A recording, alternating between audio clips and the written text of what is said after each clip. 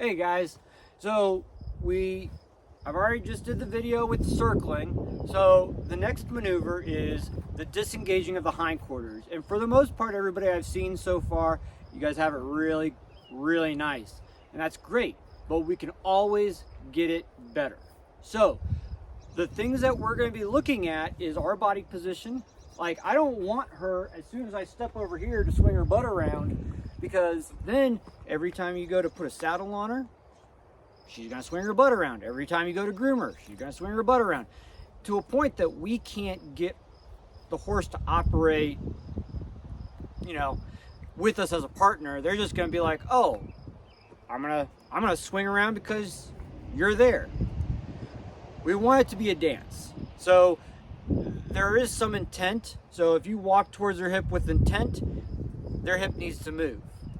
So that's the first part. That's the lead it. We always want to lead with that intent.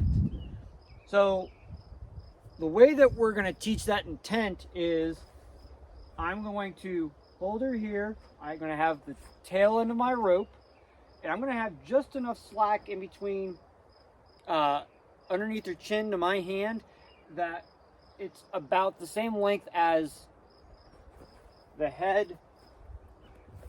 Let's see, right about to the point of the hip. So when you can feel the bony point right here on her hip, that's about as far as I am. So I'm going to walk to her hip. And when I get to the point of where I'm like, this is where I'm comfortable at, then that's where I'm gonna then swing it. Okay, now, so she's going and taking those walk steps. So that's when I'm going to, at that point in time, to correct her moving forward, I'm going to just take this lead rope, and I'm not taking it to her hip, I'm taking it out to the pasture behind us, and I'm just going to walk. And at that point in time, she's going to start pivoting on her front feet, and that's what we want. So, okay, so she's like, eh. So we'll let her get, we'll kind of let her get her feet together, and then we're going to lift it, swing it. Oh, that was much better. Okay, and then I'm going to step, and I'm going to step.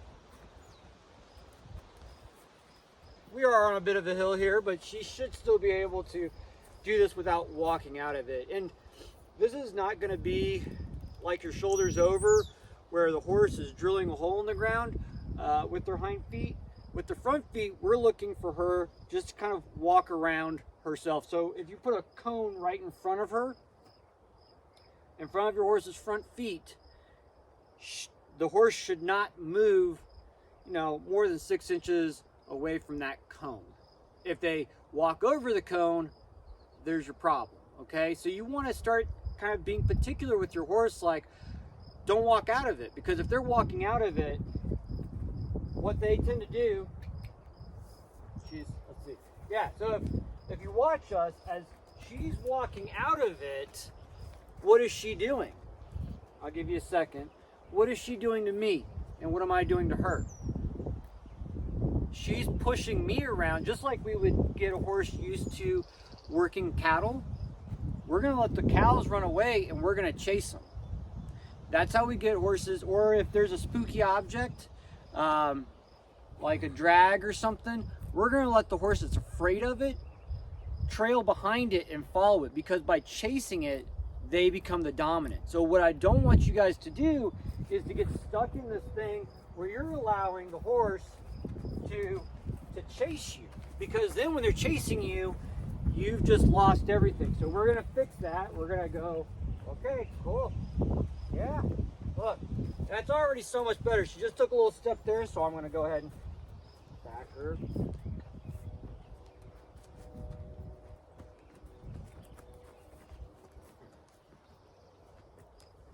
That's what disengaging the hindquarters should look like. And we're going to do it from both sides, both directions. And it's one of those things that you want to be able to practice fairly easily. But again, the cautions are, Don't let the horse become the robot and just, oh, you're in that spot, I'm just gonna move. You guys have to start developing that communication where it's like, I'm asking for you to move. I'm gonna ask softly. I'm not just gonna go over there and go to a number 4 and spank you just to move. I'm going to, again, right here, I'm gonna lift it, swing it, and I didn't have to do anything else. I'm gonna let the horse use that momentum to come around.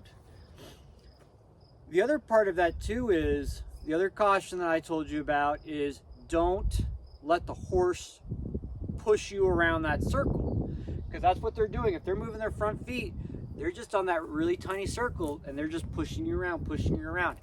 And at that point in time, they just became the dominant and you just became the submissive. So when you're looking at a herd of horses, you want to be the lead mare, because that is the most dominant position if you go to the wild Mustang herds, that's the most dominant position.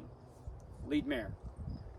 That's what you're looking for when you're doing all of these activities, not just this. And it's not always we don't always have to go to that strike. Sometimes, watch your horses in the herd. Sometimes it's just a flick of the ear. Sometimes it's just, flaring their noses. Sometimes it's even just a fake kick. Doesn't always have to be a 4. So start working, especially on something like this, start working with your rhythm to lead it, lift it, swing it, touch it.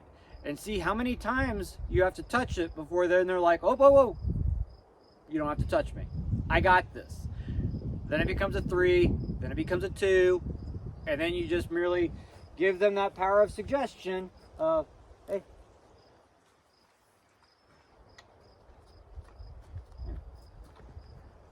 and they start doing it on their own, in communication with you, not on their own. So that was disengaging of the hindquarters. Work on it and start working on it in conjunction with your circles, because we're gonna just keep adding to this exercise where we're gonna end up finding the balance of your entire horse. Every hoof is gonna be in balance. And that's the point. So we'll see you guys on the next little lesson. Have a great one.